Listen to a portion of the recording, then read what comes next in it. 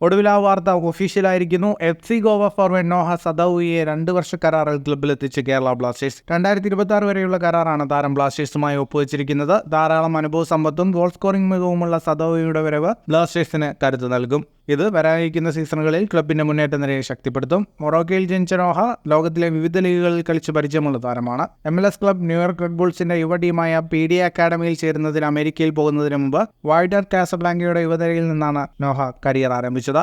2013 Israel Premier League club Maccabi ഹൈഫയിൽ, തുടർന്ന് Marbat FC, NPSC, MC Oujda, Raja Casablanca, AS Far എന്നീ ക്ലബ്ബുകളിൽ കളിച്ചിട്ടുണ്ട്. 2022 ISL ക്ലബ്ബായ FC ഗോവയിലെത്തി. 30-കാരനായ ഫോർവേഡ് ISLൽ 54 മത്സരങ്ങളിൽ കളിച്ചിട്ടുണ്ട്.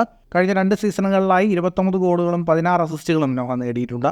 2021 ദേശീയ ടീമിൽ അരങ്ങേറ്റം കുറിച്ചതിനു ശേഷം രാജ്യത്തിനായി 4 മത്സരങ്ങൾ കളിച്ചു. ബ്ലാസ്റ്റേഴ്സിലെത്തിയ നോഹയുടെ ആദ്യ പ്രതികരണം ഇങ്ങനെ: കേരള ബ്ലാസ്റ്റേഴ്സിൽ ചേരുന്നതിലും അത്തരമൊരു ആവേശകരമായ ക്ലബിന്റെ ഭാഗമാകുന്നതിലും ഞാൻ വളരെ ആവേശത്തിലാണ്. ബ്ലാസ്റ്റേഴ്സ് ആരാധകരിൽ നിന്നുള്ള ഊർജ്ജവും പിന്തുണയും കേവലം അവിശ്വസനീയമാണ്. അവർക്ക് മുന്നിൽ കളിക്കാനായും ക്ലബിന്റെ വിജയത്തിന് സംഭാവന നൽകാനും ഈ ആവേശകരമായ യാത്രയുടെ ഭാഗമാകാനും ഞാൻ കാത്തിരിക്കുകയാണ്.